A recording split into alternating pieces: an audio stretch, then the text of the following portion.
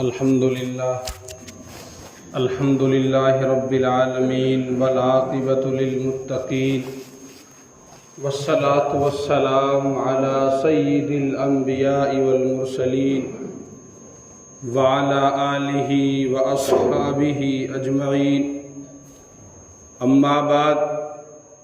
فأعوذ بالله من الشيطان الرجيم. بسم الله الرحمن الرحيم.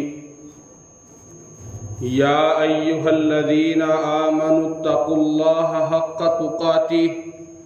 ولا تموتن إلا وأنتم مسلمون. صدق الله العظيم.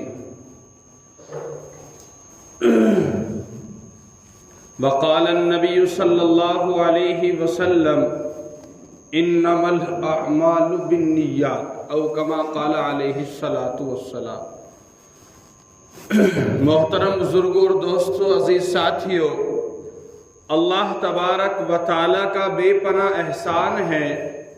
کہ اللہ تبارک و تعالیٰ نے ہم سب کو ایمان کی دولت سے نوازا. یہ ایمان کی دولت اتنی بڑی دولت ہے کہ انسان کے پاس سب کچھ موجود ہو اور ایمان کی دولت انسان کے پاس موجود نہ ہو تو کل قیامت کے دن انسان کی نجات کا جو ذریعہ بنے گا وہ یہی ایمان کی دولت ہے،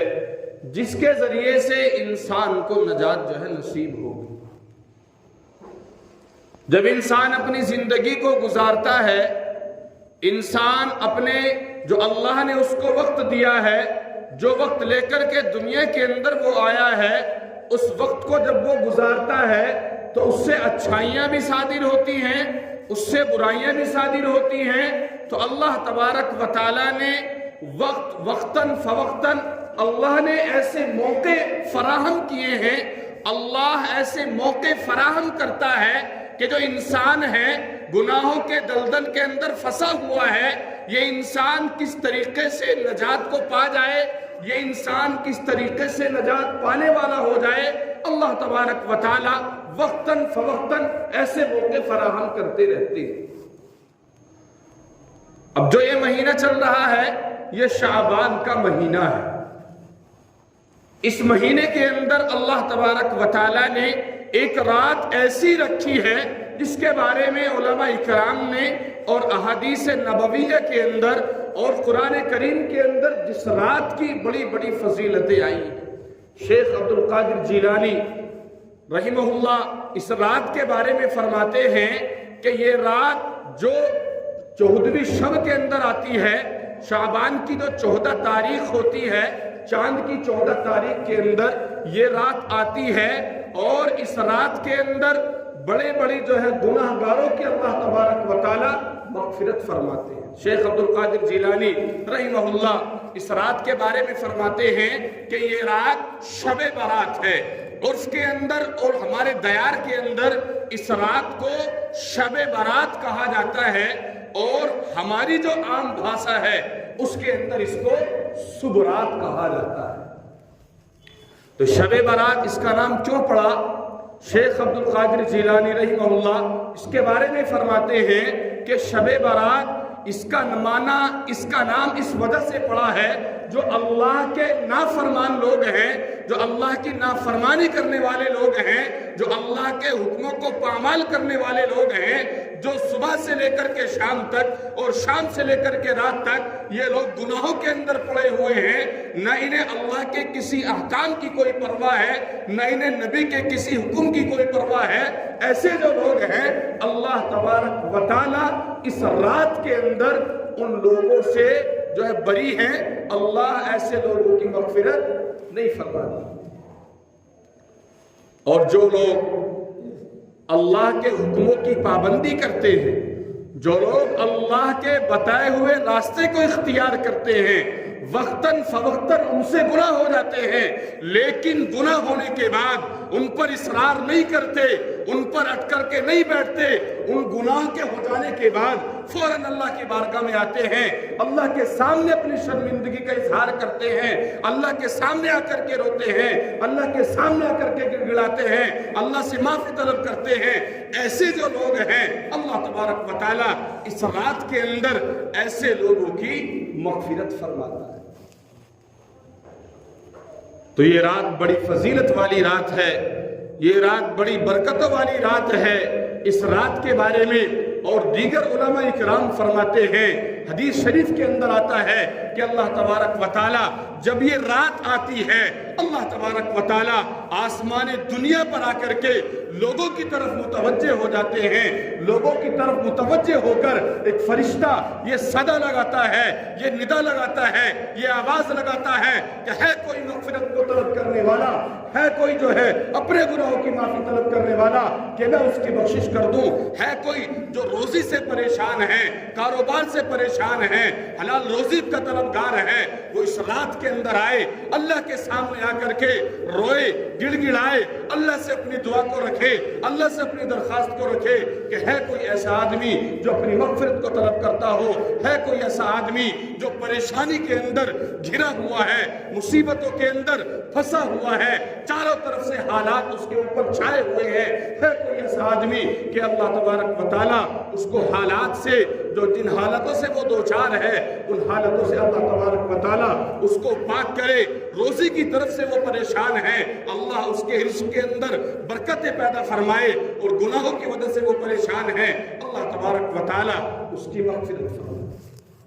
तो ऐसी फजीलत वाली ये रात है। इस रात के अंदर उलमा इकराम ने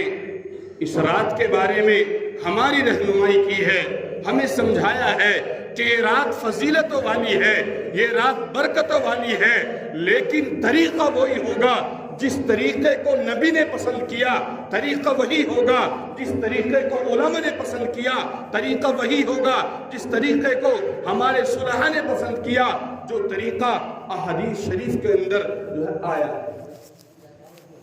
ये रात फजीलतों वाली थी, लेकिन अगर हम अपना जायजा लेते हैं, हमने इस रात को किस तरीके से बिगाड़ा है, हमने इस रात की कैसी धज्जियां उड़ाई हैं। ये रात तो वो थी कि अल्लाह के सामने आकर के हम रोते, अल्लाह के सामने आकर के हम गिड़गिड़ाते, अल्लाह के सामने आकर के हम अपने गुनाहों पर शर्मिंदगी का इजहार करते, अल्लाह तबारक व तआला हमारी मग़फ़िरत फरमाते। लेकिन हमने इस रात को और इस रात की फजीलत को हमने बिगाड़ के रखा हुआ है। चंद चीजें ऐसी हैं जो आज हमने इस रात के अंदर अपनी तरफ से जो है उनको बना लिया है, अपनी तरफ से दीन के अंदर उनको ऐड कर दिया है, और अपनी तरफ से उनके अंदर ऐसे ऐसे काम हमने ईजाद किए जिनका दीन से कोई ताल्लुक नहीं, जिनका शरीयत से कोई ताल्लुक नहीं, जिनका कुरान से कोई ताल्लुक नहीं, जिनका हदीस से कोई ताल्लुक नहीं, ऐसे ऐसे काम आज हमने इस रात के अंदर ईजाद कर दिए। हमारे जो बच्चे हैं, जो नौजवान तबका है, वो क्या करता है इस रात के अंदर, करना उन्हें क्या चाहिए था और वो आज कर क्या रहा है। हमारे जो बच्चे हैं वो इस रात के अंदर पटाखे ला करके फोड़ते हैं, कहीं पर सुर्रियां फोड़ी जा रही हैं, कहीं पर अनार जलाया जा रहा है, कहीं पर चराग जलाया जा रहा है। एक तो ये चीज हमने बहुत गलत पैदा की, और एक है हलवा बनाना। हलवा बनाना हम ये समझते हैं कि हमारे यहाँ ये रवाज नहीं है,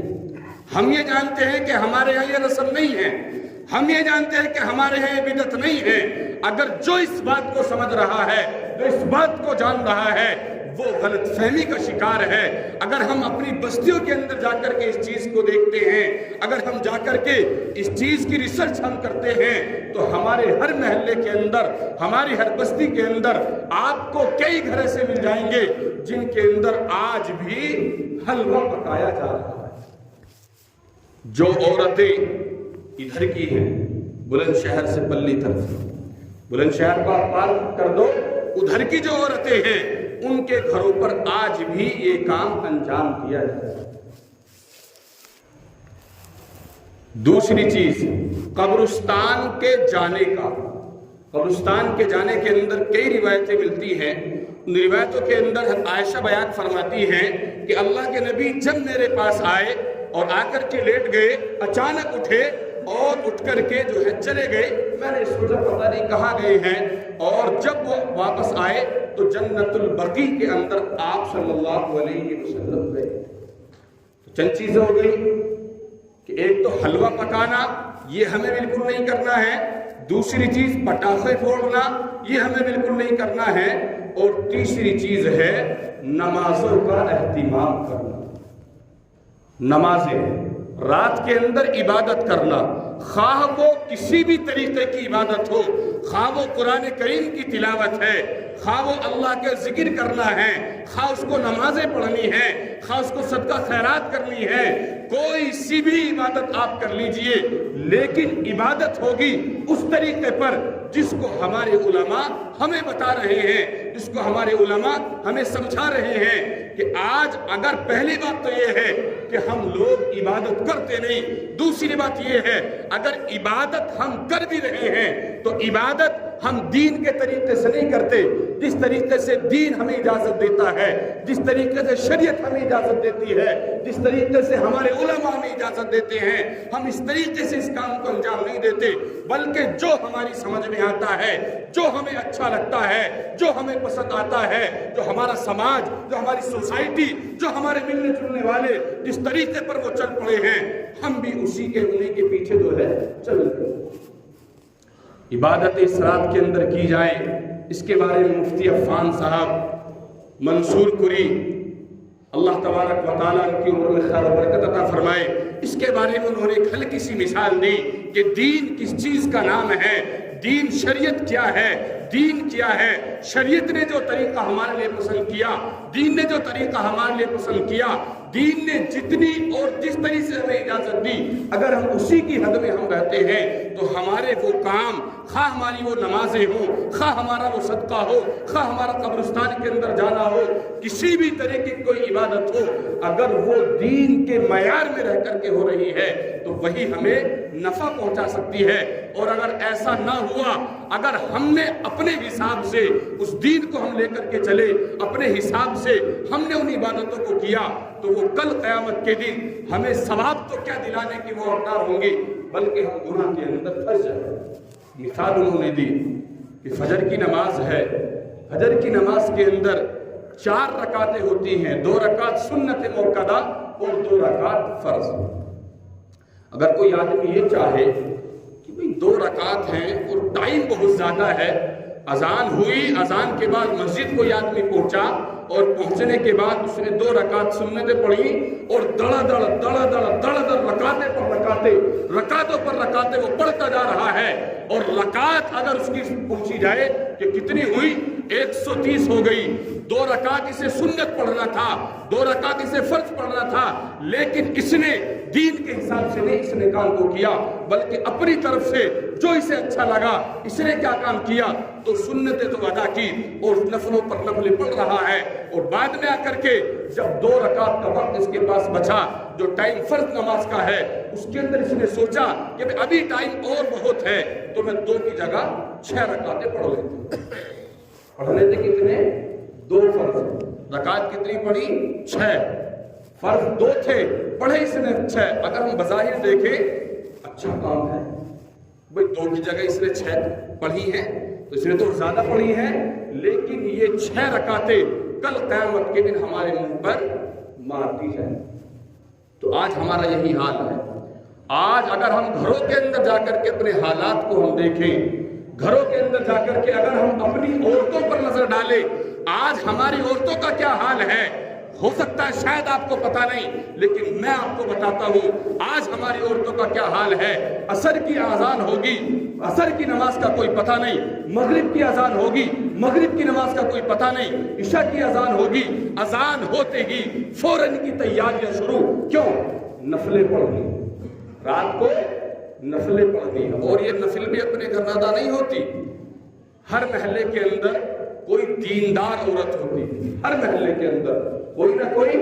دیندار عورت ہوتی ہے, جس کو عورتیں دیندار سمجھتی ہیں. اس عورت کے پاس عورتوں کے جتھے لگ جاتے ہیں، اس کے گھر کچھ جگہ نہیں بچتی نماز پڑھنے کے لیے،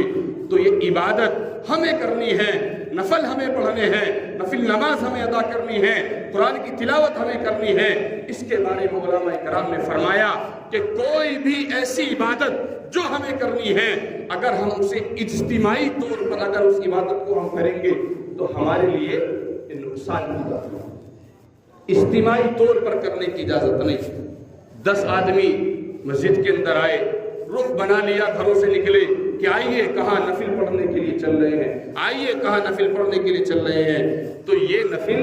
ہمیں جو ہے کامیابی کی طرف نہیں لے کر کے گئے۔